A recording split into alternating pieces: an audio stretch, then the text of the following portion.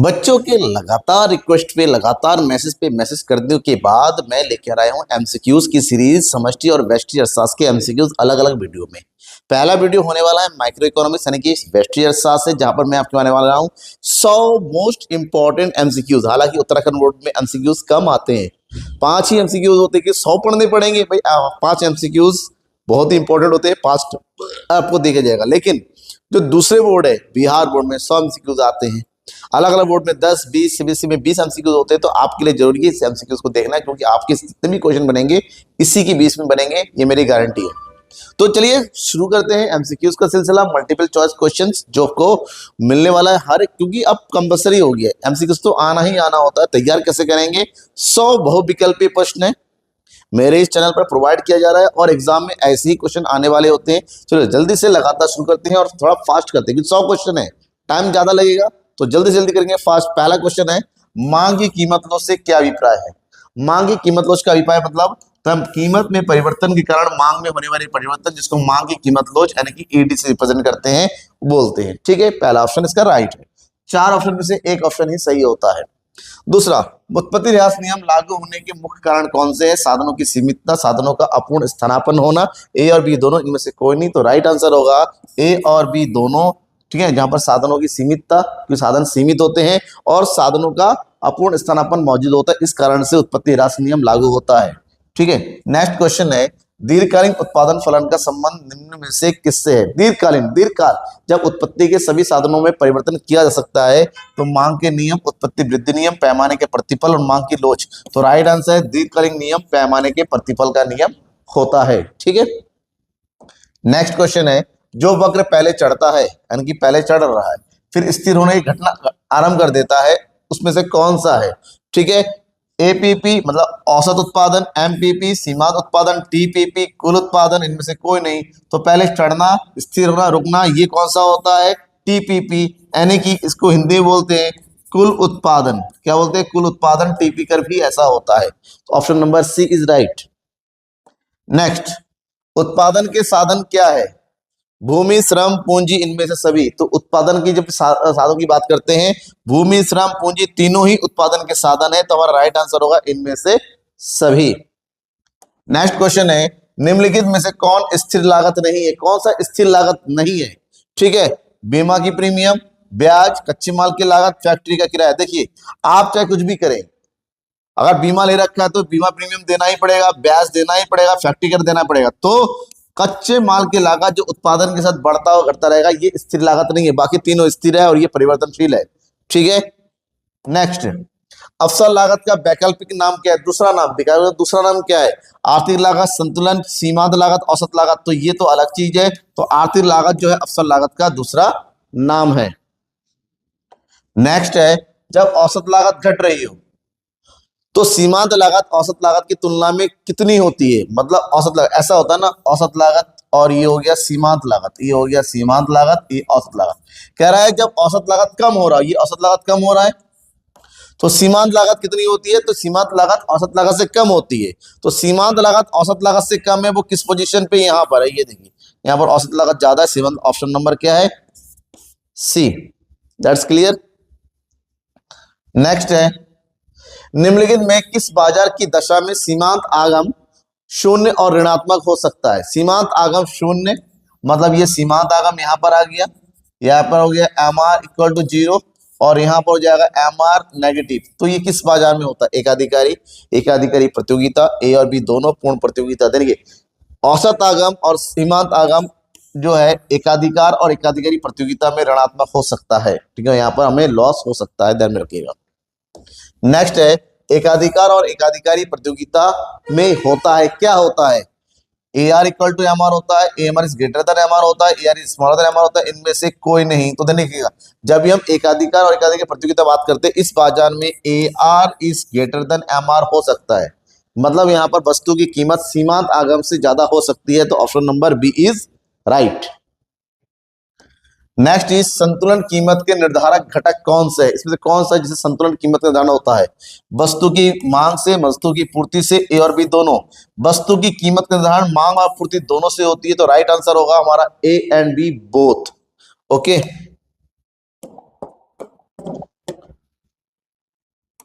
Next, निम्नलिखित में से किसने इस कीमत निर्धारण प्रक्रिया में समय तत्व का विचार प्रस्तुत किया? रिकॉर्ड ने, वालरस ने, मार्शल ने, जेके मेहता ने। तो हमारा राइट आंसर होगा समय तत्व के बारे में बताया प्रोफेसर मार्शल ने। That is option number C is right.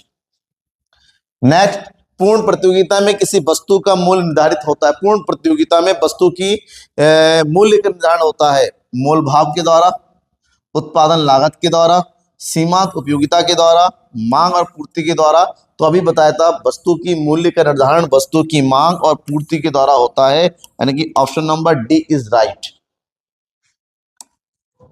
पूर्ण प्रतियोगिता में फर्म कैसी होती है?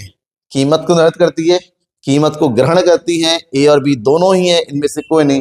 पूर्ण प्रतियोगिता में वस्तु की कीमत का निर्धारण बाजार के द्वारा होता है, ना कि फर्म के द्वारा। ऐसे में इस बाजार में फर्म कीमत को क्या करती है? ग्रहण करती है। ऑप्शन नंबर बी होगा राइट आंसर।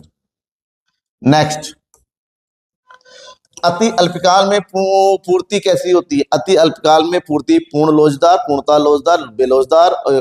तो यहाँ पर अति अल्पकाल में पूर्ति बेलोचदार होती है, क्योंकि बहुत ही कम समय में पूर्ति की मात्रा को नहीं बढ़ा सकते।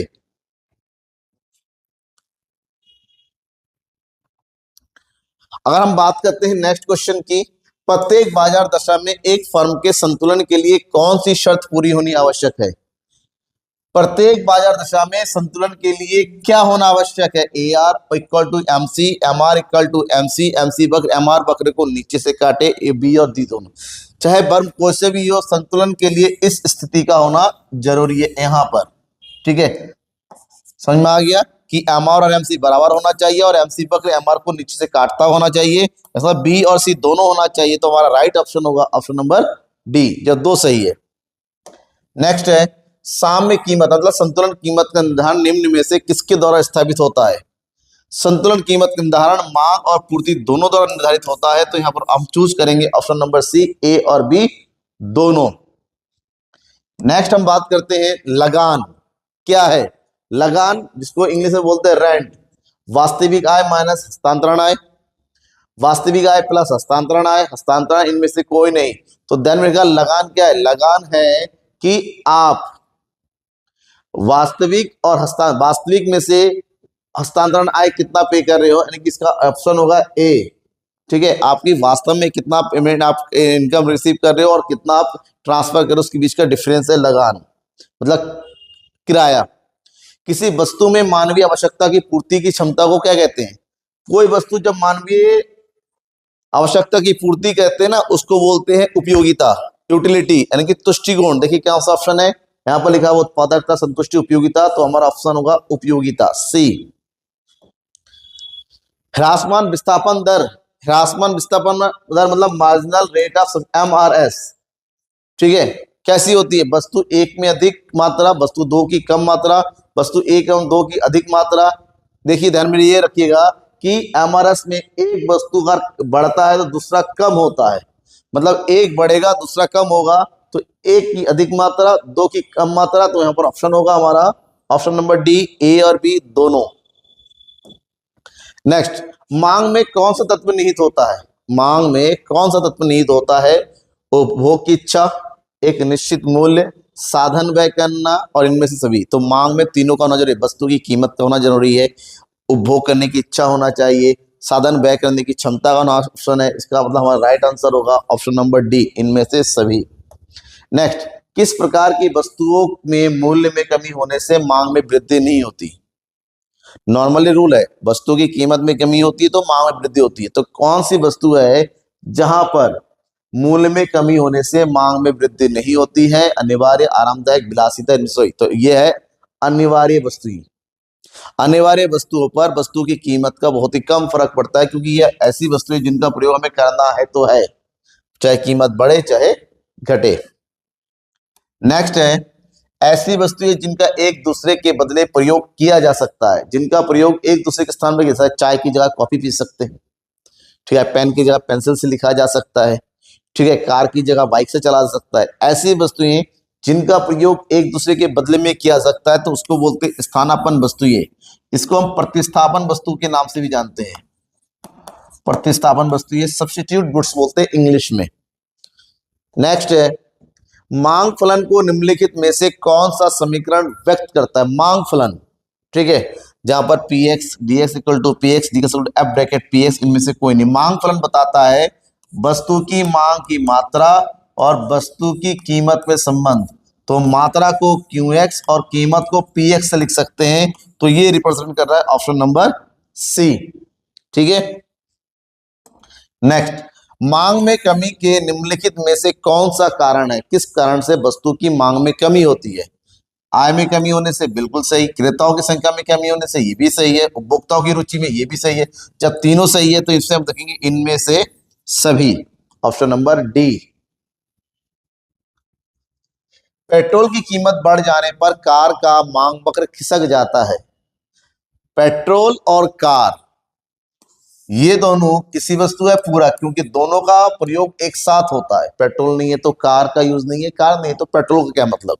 तो मांग वक्र खिसक जाता है कब? दाईं तरफ ऊपर की ओर, बाईं तरफ नीचे की ओर।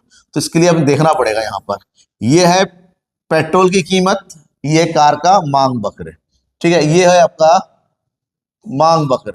पेट्रोल की कीमत, पेट्रोल की कीमत के बढ़ जाने से, ठीक है, तो मांग वक्र हमारा क्या हो जाएगा? इधर की ओर जाएगा। कीमत के बढ़ जाने से मांग में कमी हो जाती है, हो जाएगा बाई तरफ, ऑप्शन नंबर सी, क्योंकि वस्तु की मांग की मात्रा कम हो जाएगी। नेक्स्ट, इकाई से कम मांग की लोच की निम्नलिखित में से कौन व्यक्त करता है? इकाई से कम मांग की लोच, यानी कि ईडी इज लेस देन 1 कब होता है? आवश्यक वस्तुएं, आरामदायक वस्तुएं, विलासिता वस्तुएं, इनमें। तो इकाई से मांग की लोच तब होता है जब वस्तु की कीमत के परिवर्तन के फलस्वरूप मांग में कम परिवर्तन हो। तो ऐसा कौन सा है जहां पर आवश्यक वस्तुएं, ठीक है, आवश्यक वस्तुएं में क्या होता है? मांग की लोच 1 से कम पाया जाता है। ओके, मांग की लोच को प्रभावित करने वाले घटक कौन कौन से जिससे मांग की लोच प्रभावित होती है? वस्तु की प्रकृति, बिल्कुल सही है। कीमत का स्तर, ये तो करता ही करता है। आय का स्तर भी करता है, तो ऑप्शन होगा इनमें से सभी। ये सभी मांग की लोच को प्रभावित करने वाले कारक है। नेक्स्ट है, अर्थव्यवस्था की केंद्रीय समस्या बताइए। क्या उत्पादन हो? बिल्कुल है। कैसे उत्पादन हो? ये भी है। उत्पादित वस्तु का वितरण कैसे हो? ये तीनों ही अर्थव्यवस्था की केंद्रीय समस्याएं हैं। तो हमारा राइट आंसर होगा इनमें से सभी, यानी कि ऑप्शन नंबर डी। उत्पादन संभावना वक्र, मैं बता दूं, उत्पादन संभावना वक्र कुछ इस तरह से बनता है, पीपीसी बोलते हैं, ठीक है। कॉन्सेप्ट क्लियर होगा तो तुरंत समझ में आ जाता है। अक्ष की ओर नतोदर होती है, अक्ष की ओर उन्नतोदर होती है, अक्ष के समानांतर होती है, अक्ष के लंबवत। समांतर और लंबवत तो नहीं होगी, क्योंकि ये वक्र है। समांतर होने का मतलब ये तो ऐसे होना चाहिए, तो ऐसे होना चाहिए।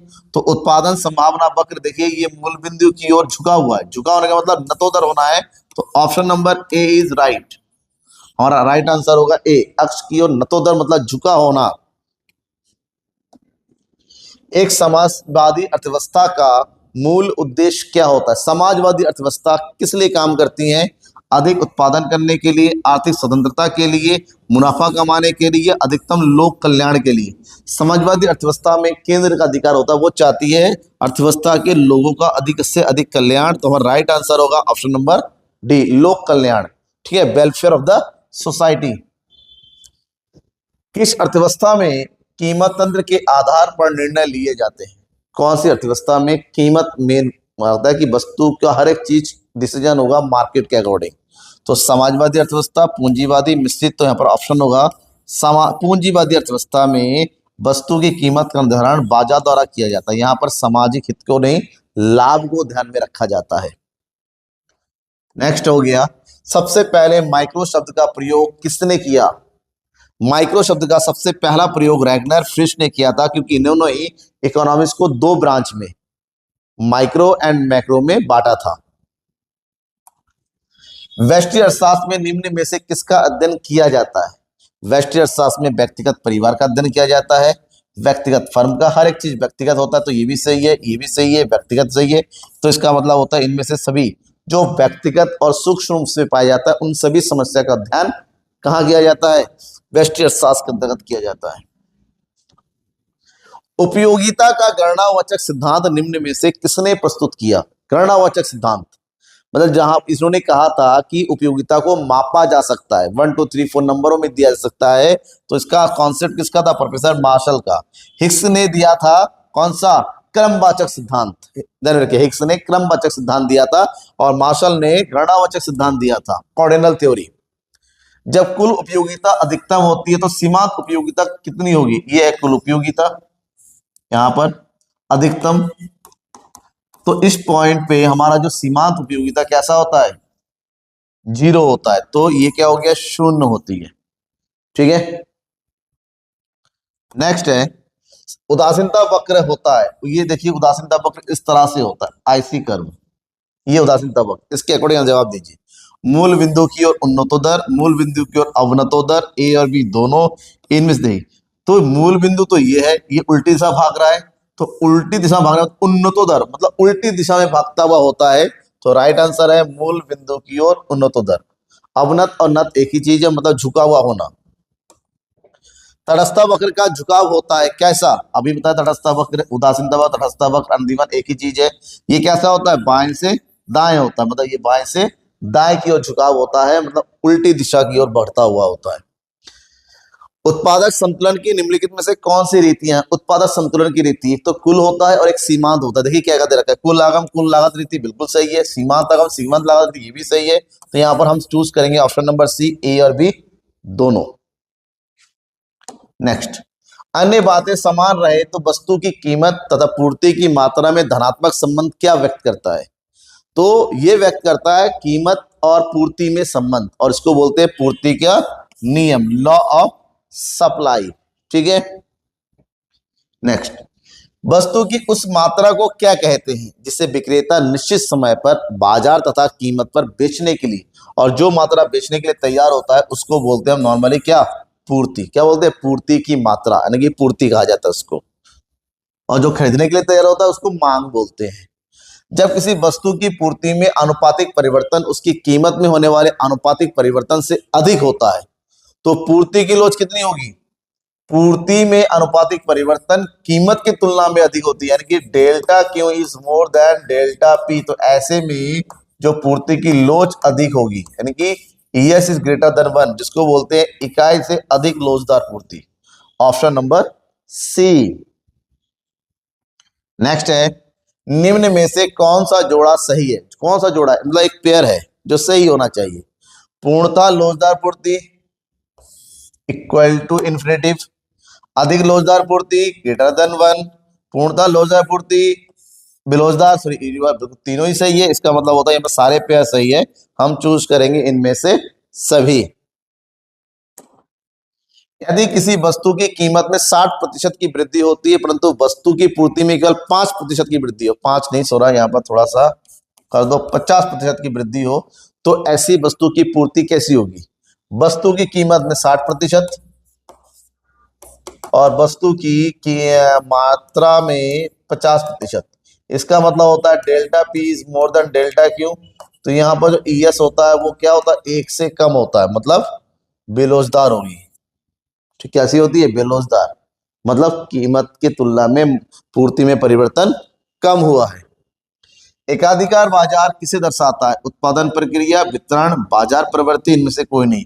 एकाधिकार दर्शाता है कि बाजार की प्रवृत्ति कैसी है, मतलब एक ऐसा बाजार जहां वस्तु का केवल एक ही विक्रेता होता है। ठीक है, उसे एकाधिकार बाजार कहते हैं। नेक्स्ट है, पूर्ण प्रतियोगिता में निम्नलिखित में से कौन सा कथन सही है? फर्म कीमत प्राप्तकर्ता होती है, कीमत निर्धारक नहीं, बिल्कुल सही है ये कथन। फर्म की मांग पूर्णतः लोचदार होती है, ये भी सही है। औसत और सीमांत बराबर होता है, ये भी सही है। जब तीनों ही स्टेटमेंट सही है तो हम चूज करेंगे इनमें से सभी पूर्ण प्रतियोगिता की स्थिति में। ठीक है, बाकी बाजार की स्थिति में अलग हो जाता।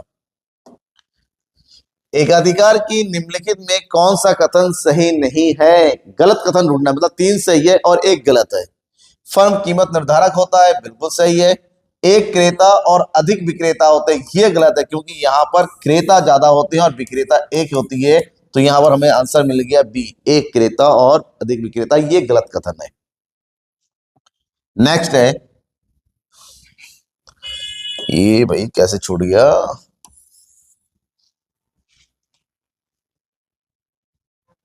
हाँ देखिए क्या बोल रहा है, निम्नलिखित में से कौन सा पूर्ण प्रतियोगिता की विशेषता नहीं है? 3 सही है, 1 गलत है। क्रेता और विक्रेताओं की अत्यधिक संख्या बिल्कुल सही है।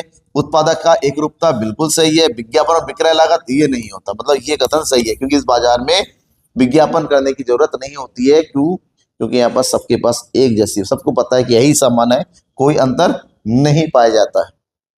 तृतीय क्षेत्र के अंतर्गत निम्नलिखित में से कौन सी सेवाएं सम्मिलित होते हैं? खनन, निर्माण, संचार, पशुपालन। तृतीय क्षेत्र मतलब जो सेवा क्षेत्र बोलते हैं, क्या बोलते हैं इसको? सेवा क्षेत्र। तो सेवा क्षेत्र की बात करते हैं, खनन ये प्राथमिक क्षेत्र है, निर्माण द्वितीय क्षेत्र है, पशुपालन प्राथमिक है। तो हमारा ऑप्शन होगा सी, संचार, कम्युनिकेशन। प्राथमिक क्षेत्र में निम्नलिखित में से कौन शामिल है? भूमि, वन, खनन, सॉरी वन है, वन नहीं, सॉरी, भूमि, वन, खनन ये तीनों ही प्राथमिक क्षेत्र के हैं। तो उसमें हम चूज करेंगे इनमें से सभी, प्राथमिक क्षेत्र से संबंधित है। नेक्स्ट, फर्म का लाभ निम्नलिखित में से किस शर्त को पूरा करने पर अधिकतम होगा? फर्म का लाभ तब अधिक होता है जब एमआर और एमसी बराबर होता है और एमसी वक्र एमआर को नीचे से काटे। इसका मतलब जब दोनों ही सही होता है तब फर्म को सबसे अधिक लाभ मिलेगा और एक उत्पादक संतुलन की स्थिति में होगा। नेक्स्ट है बाजार स्थिति जिसमें वस्तु का केवल एक ही विक्रेता होता है, सॉरी एक ही क्रेता होता है। क्रेता से गलत लगा, एक ही विक्रेता होता है, सेलर होता है, तो उसको हम क्या बोलते हैं? एकाधिकार, क्योंकि कोई सा बाजार नहीं है जहां पर एक ही क्या हो? क्रेता हो। निम्न में से कौन सा कथन सत्य है? मनुष्य की आवश्यकता अनंत है, बिल्कुल सही है। साधन सीमित होते हैं, ये भी सही है। दुर्लभता की समस्या चयन को जन्म देती है, ये भी सही है। जब सब सही है तो चूज करो ऑप्शन नंबर डी, इनमें से सभी, ऑल ऑफ द अबव। जब एक्स वस्तु की कीमत में परिवर्तन वाई वस्तु की मांग को प्रभावित करता है तो ऐसी मांग को क्या कहते हैं? एक की कीमत और दूसरे की मांग, तो क्रॉस हो गया ना, क्रॉस, तिरछा। तो ऐसे चीज को हम तिरछी मांग, क्रॉस डिमांड के नाम से जानते हैं, तिरछी मांग के नाम से जानेंगे इसको। नेक्स्ट हुआ उत्पादन में वृद्धि के साथ कुल लागत और कुल स्थिर लागत का अंतर कैसा होता है? उत्पादन बढ़ता चला जाता है, कुल लागत और कुल स्थिर लागत के अंतर भी हमारा बढ़ता चला जाता है, क्योंकि परिवर्तन लागत हमारा बढ़ता चला जाएगा यहाँ पर। तो ऑप्शन होगा दोनों ही के बीच का जो डिफरेंस है वो धीरे धीरे बढ़ता हुआ चला जाएगा। सम सीमांत उपयोगिता के नियम के विचार के मूल प्रतिपादक कौन है? किसने इस विचार का जन्म दिया था? मार्शल, गोसेन, रिकार्डो, मिल। तो ध्यान रखिएगा, सम सीमांत उपयोगिता के नियम को प्रतिपादक गोसेन, और इसको गोसेन का दूसरा नियम कहा जाता है, क्योंकि पहला नियम कौन था? घटती सीमांत उपयोगिता के नियम को गोसेन का पहला नियम कहा जाता है, याद रखिएगा। नेक्स्ट है ES इक्वल टू 0, मतलब इलेक्ट्रिसिटी ऑफ सप्लाई, पूर्ति की लोच 0 है। इसका मतलब होता है पूर्णता लोचदार, पूर्णता बेलोचदार। तो ऑप्शन मतलब 0 का मतलब बेलोचदार है, कोई परिवर्तन नहीं हो रहा है। इसका मतलब कीमत में परिवर्तन नहीं होता है, परिवर्तन होने से भी वस्तु की पूर्ति में कोई परिवर्तन नहीं हो रहा है। मांग में संकुचन कब होता है? मांग में संकुचन तब होता है जब कीमत बढ़ती है और मांग घटती है, कीमत बढ़ती है और मांग में बढ़ती है, कीमत स्थिर रहती है, मांग घटती है, कीमत घटती है और मांग स्थिर। संकुचन में केवल कीमत का प्रभाव पड़ता है। जब कीमत बढ़े और मांग में कमी हो तो उसको बोलते हैं मांग में संकुचन का होना। Option number A. आवश्यक वस्तुओं की मांग की लोच कैसी होती है? जो आवश्यक वस्तुओं की मांग की लोच हमेशा कैसी होती है? शून्य होती है, क्योंकि ये ऐसी वस्तुएं जो जीनों के लिए जरूरी है। नमक, दाल, आटा, चावल, कीमत बढ़े या घटे, लोगों को उसका यूज करना ही है। ठीक है, ये जरूरी है लाइफ के लिए। एक वस्तु की सभी इकाइयों से प्राप्त होने वाली उपयोगिता के योग को क्या कहते हैं? एक वस्तु की सभी इकाइयों, सभी मतलब टोटल, कुल, तो यहां पर कुल उपयोगिता होता है इसका नाम। तो यहां पर हो गया आंसर बी, कुल उपयोगिता। किस बाजार में औसत आय और सीमांत आय मतलब AR is equal to MR होता है? किस बाजार में? ये तब होता है जब वस्तु की कीमत समान रहे। तो एक ऐसा बाजार जहां पर वस्तु की कीमत हमेशा समान होता है वो होता है पूर्ण प्रतियोगिता बाजार। Option number A.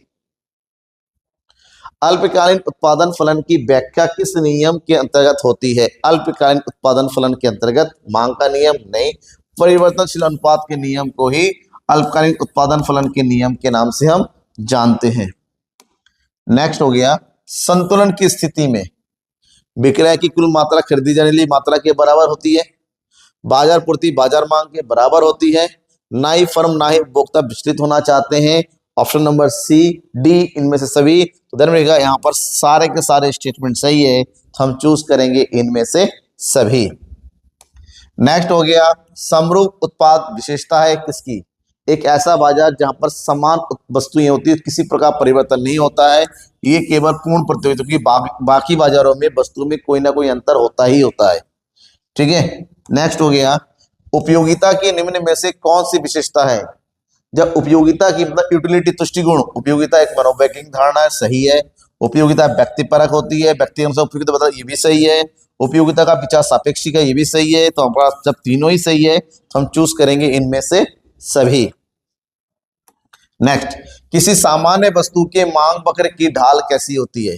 जब भी सामान्य वस्तुओं की मांग वक्र की बात करते हैं, इसका मांग कुछ इस प्रकार से होता है। इसका मतलब होता है कि ये ऋणात्मक है, एक कम होगा तो दूसरा बढ़ेगा, तो उसको बोलते हैं ऋणात्मक ढाल वाला। ठीक है। नेक्स्ट हो गया, अवसर लागत किसे कहते हैं? Opportunity cost.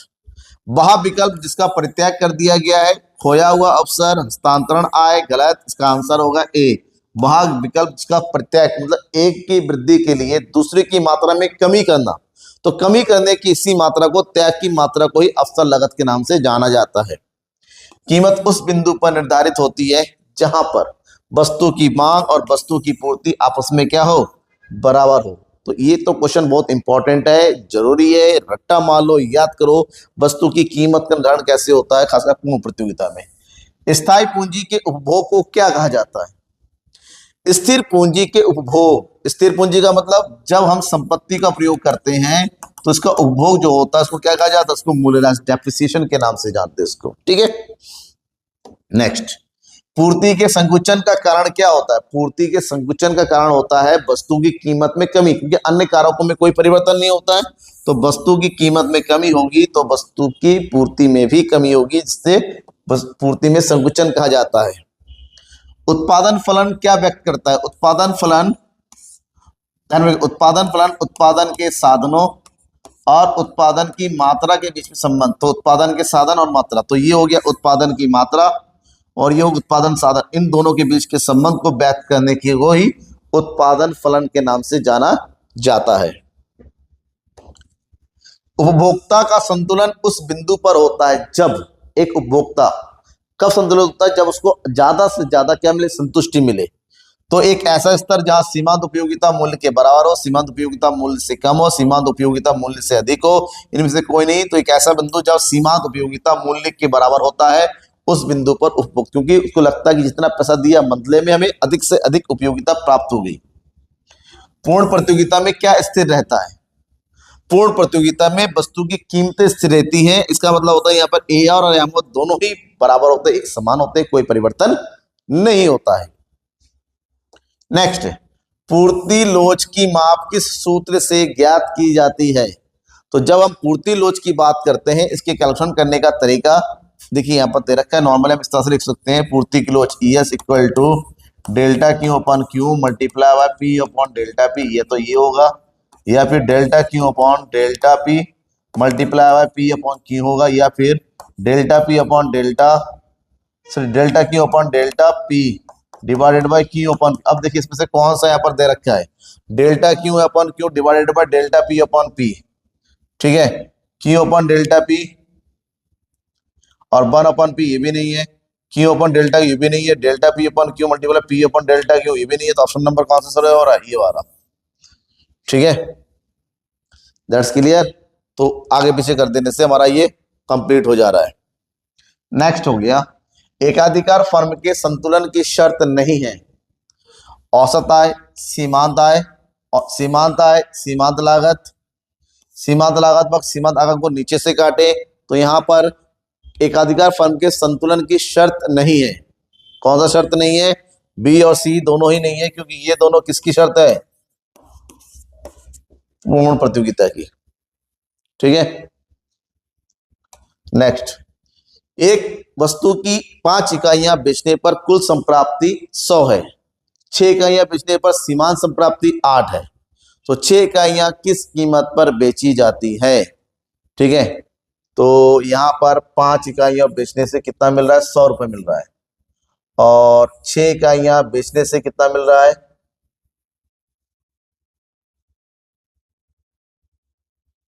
5 इकाइयां बेचने पर कुल संप्राप्ति 600 है, और 6 इकाई बेचने पर संप्राप्ति जो है ये है हमारा TRS, सॉरी, और ये हमारा MCA कितना है, 8।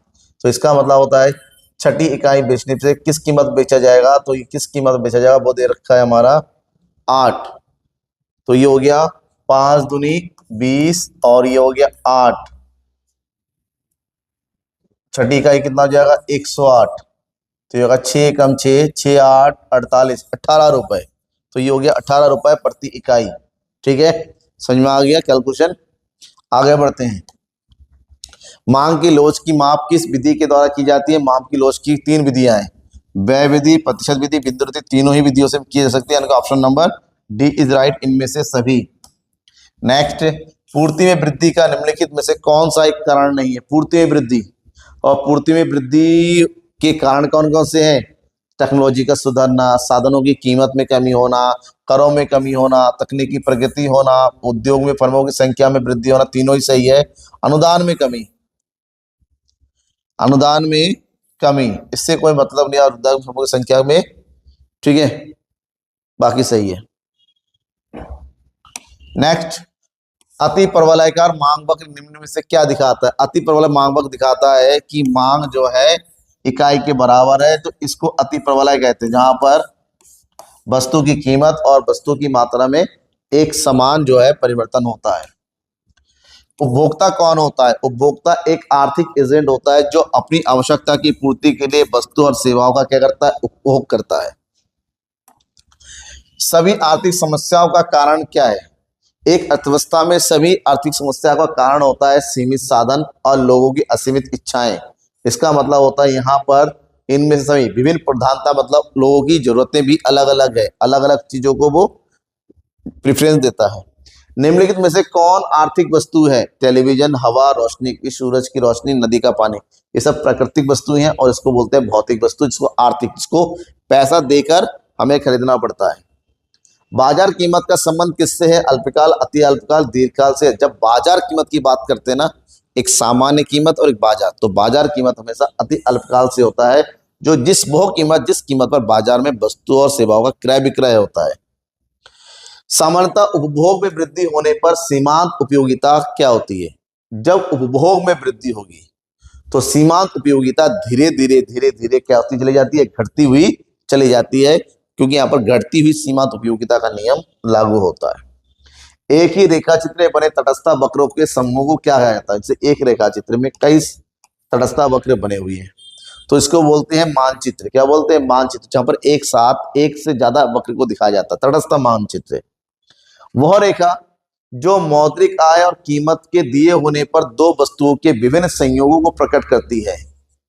ठीक है, दिए हुए विभिन्न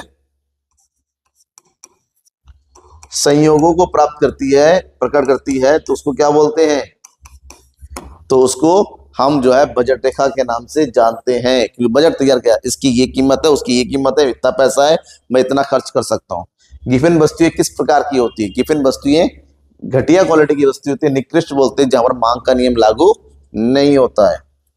सरकार निर्णय निर्माण करने में हस्तक्षेप नहीं करती किस बाजार में, बाजार अर्थव्यवस्था में, इसको पूंजीवादी अर्थव्यवस्था कहते हैं। यहाँ पर पूरे बाजार में पूंजीपतियों का अधिकार होता है, सरकार केवल लॉ एंड ऑर्डर मेंटेन करती है।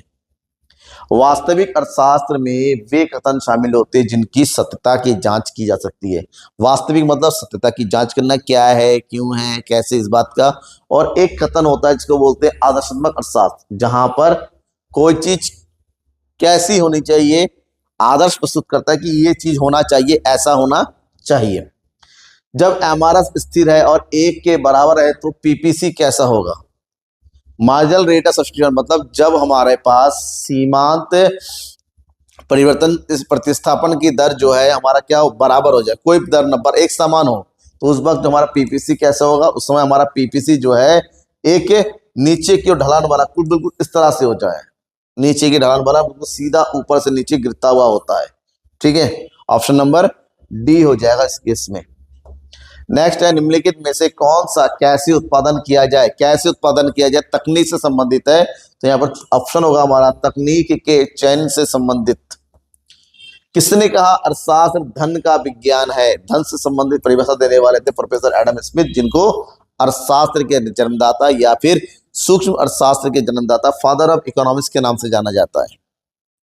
एक बाजार अवस्था जिसमें केवल दो ही उत्पादक होते हैं, केवल दो ही विक्रेता होते हैं, इसको क्या बोलते हैं, डियोपोली। इसका मतलब इसको बोला जाता है द्विधिकार, मतलब दो ही लोग होते हैं जो पूरे बाजार पर कब्जा जमाए होते हैं। गठबंधन अल्पाधिकार के अंतर्गत कीमत का प्राय निर्धारण किया जाता है। गठबंधन जहां पर लोग आपस में मिलके काम करते हैं, तो ऐसी अर्थव्यवस्था में हमेशा कीमत का निर्धारण उस गठबंधन के नेता के द्वारा होता है। जैसे हम भारत में करते कम्युनिकेशन मार्केट में जियो नेता है, जियो अपनी कीमत को परिवर्तन करता है तो बाकी सारे कर देते हैं। एक फर्म केवल कम कीमत पर ही वस्तु को अधिक मात्रा में बेच सकती है। इस कथन को किस बाजार से, अगर वस्तु की कीमत ज्यादा रखोगे तो आपको लाभ भले ही हो लेकिन सामने वाला खरीदेगा नहीं, तो ये होता है एकाधिकार में। क्यों? क्योंकि एकाधिकार में वस्तु की कीमत का निर्धारण एकाधिक खुद तो ज्यादा लाभ कमाने की वस्तु की कीमत ज्यादा रखना चाहता है, लेकिन होता उल्टा है कि ज्यादा कीमत रखेंगे तो कोई खरीदेगा नहीं। नेक्स्ट है सीमांत उत्पाद वक्र कैसा होता है, सीमांत उत्पाद वक्र। तो सीमांत उत्पादन वक्र हमेशा पहले बढ़ता हुआ होता है फिर नीचे को गिरता होता है, कुछ इस तरह से होता है, उल्टे यू आकार का होता है, यानी कि इस तरह से बी ऑप्शन विपरीत यू आकृति का होता है। यहां पर जब कुल उत्पाद 100 इकाइयां हैं और परिवर्ती कारक की इकाइयां 4 है तो औसत उत्पादन क्या होगा?